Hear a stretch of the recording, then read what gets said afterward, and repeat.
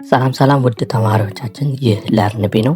ከዚህ ቀደም የነበረውን ፓርት በማየት ቀጣይ የማቀርበውንም እየተከታተላችሁ እንድታዩ እየመከርኳችሁ ይህ ኢመርጂንግ ቴክኖሎጂ ነው። ኢመርጂንግ ቴክኖሎጂ ላይ ባለፈው ካቆም ነው የፉል ሬንጅ ኦፍ ኔትወርክ ሪሌትድ ከሚለው አካባቢ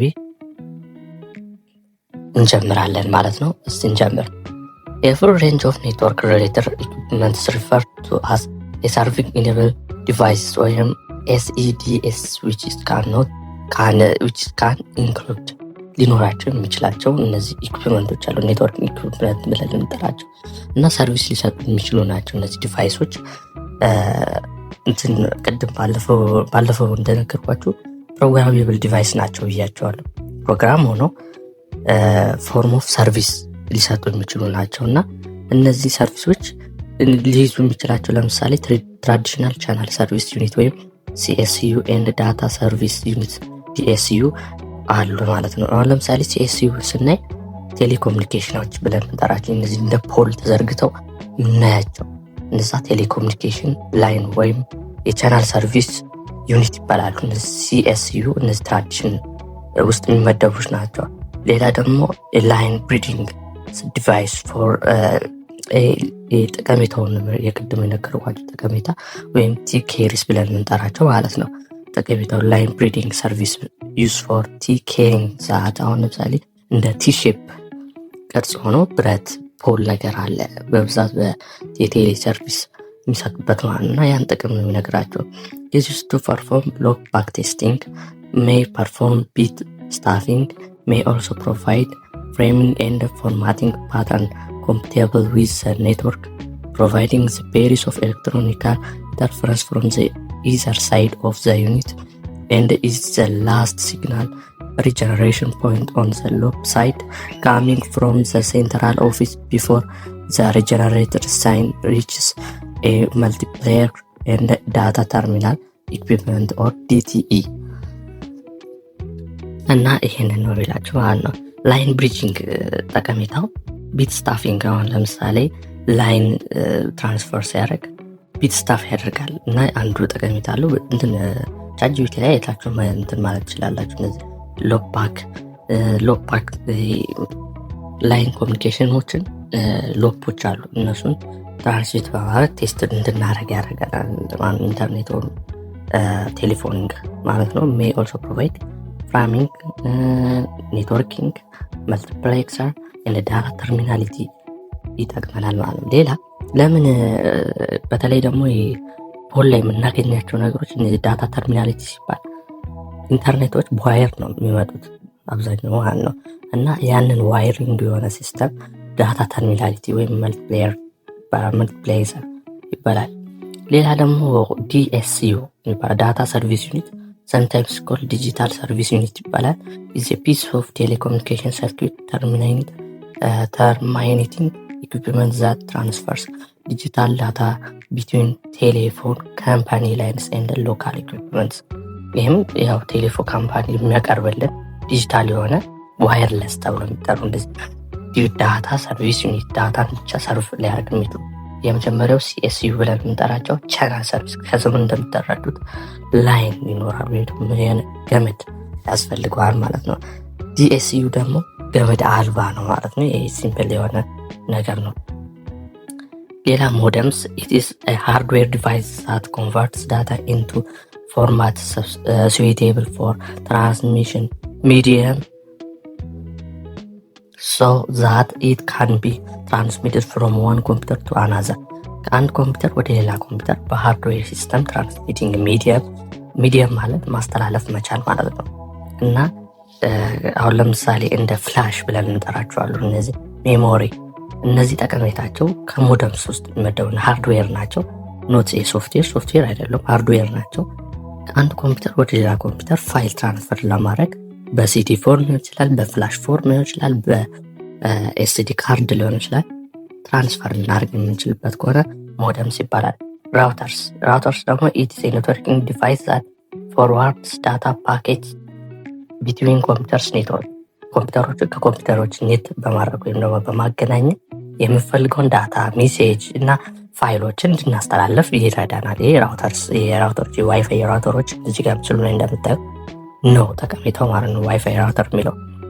ሌላ ስዊች ኔትወርክ ሃርድዌር ዛት ኮኔክትስ ዲቫይስ ኦን ኮምፒውተር ኔትወርክ ባይ ዩዚንግ ፖኬት ስዊቺንግ ቱ ሪሲቭ ኤንድ ፎርዋርድ ዳታ ቱ ዘ ዲስቲኔሽን ዲቫይስ።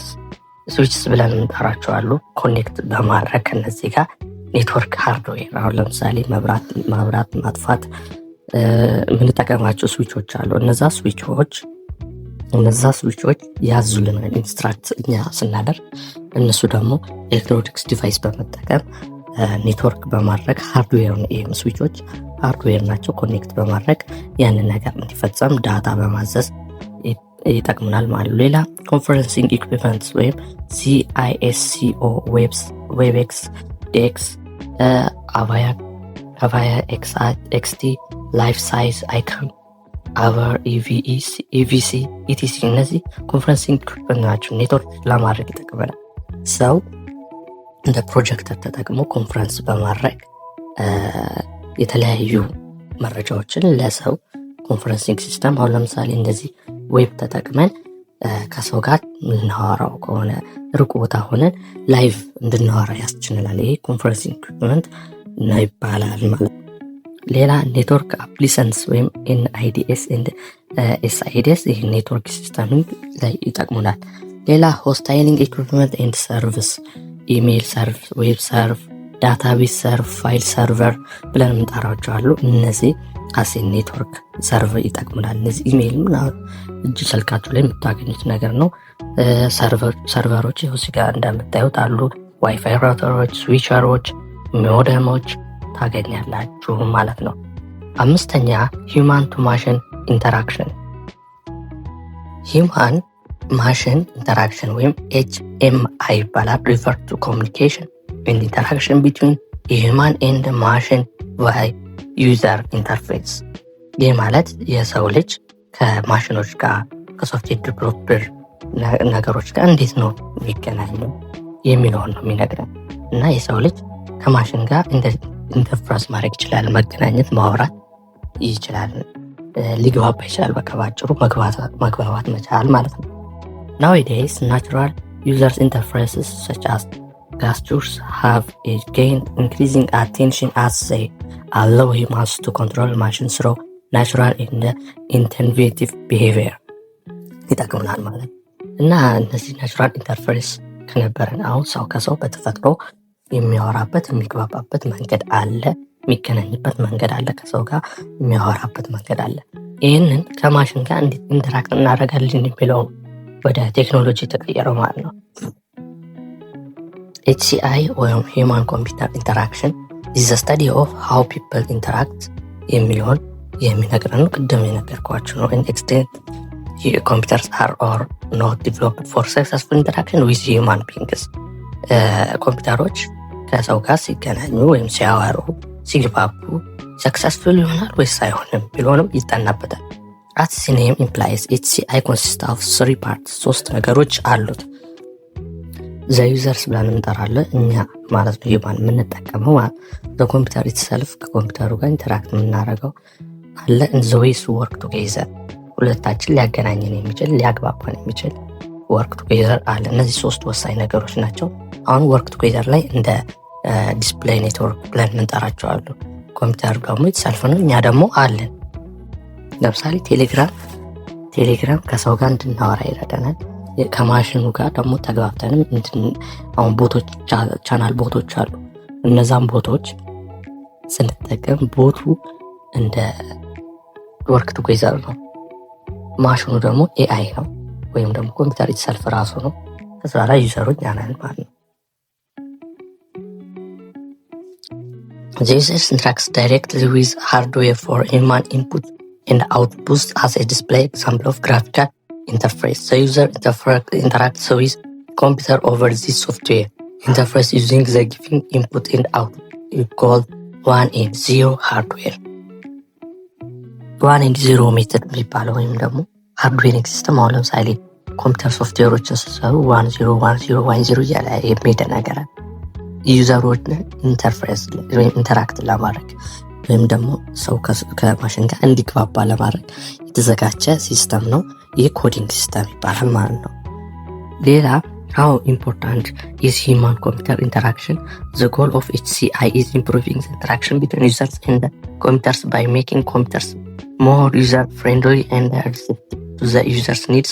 The main advantages of HCI are simplicity, ease of development and operations, and cost saving are for smaller setups, and they also reduce solution design time and integration complexity.